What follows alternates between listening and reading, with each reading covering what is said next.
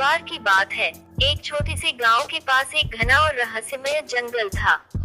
इस जंगल में एक यक्षिणी के बारे में कहानियां सुनने को मिलती थी, जो एक अद्भुत और खूबसूरत आत्मा थी, लेकिन साथ ही उसके स्वभाव में एक रहस्यमयता भी थी।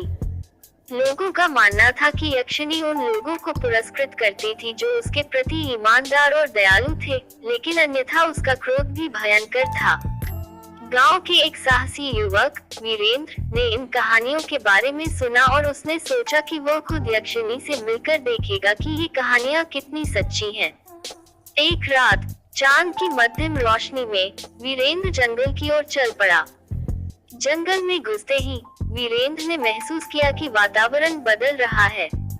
अंधेरे में भी उसे एक चमकदार आभा दिखाई देने लगी। वो एक खुले मैदान में पहुंचा, जहां एक सुंदर महिला खड़ी थी। उसकी आंखें मृदु और गहरी थीं, और उसकी खूबसूरत पोशाक चांदनी में चमक रही थी। यह यक्षिणी थी। तुम कौन हो? वीरेंद्र ने हिम्मत जुटाकर पूछा।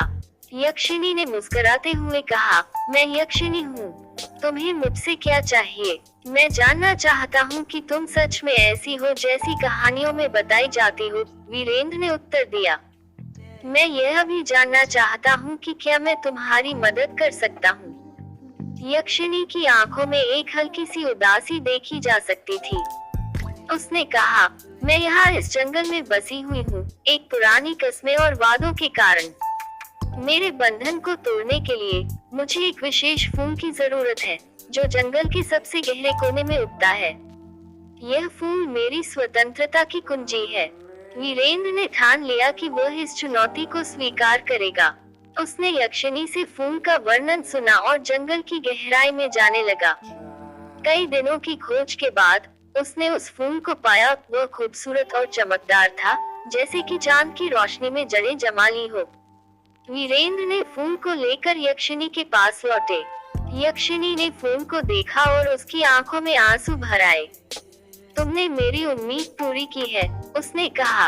अब मैं स्वतंत्र हूँ और मेरे बंधन समाप्त हो चुके हैं।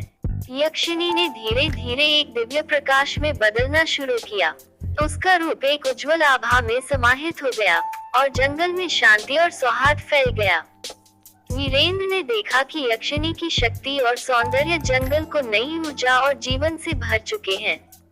जब वीरेंद्र घर लौटा तो गांव वालों ने देखा कि जंगल में हर चीज बदल गई है। पेड़ हरे भरे हो गए थे और वहां की हवा ताजगी से भरी हुई थी। वीरेंद्र की बहादुरी और उसकी सहायता से यक्षिणी की कहानी अब एक प्रेरणादायक कथा बन गई और उसकी उदारता और साहस की सराहना की गई।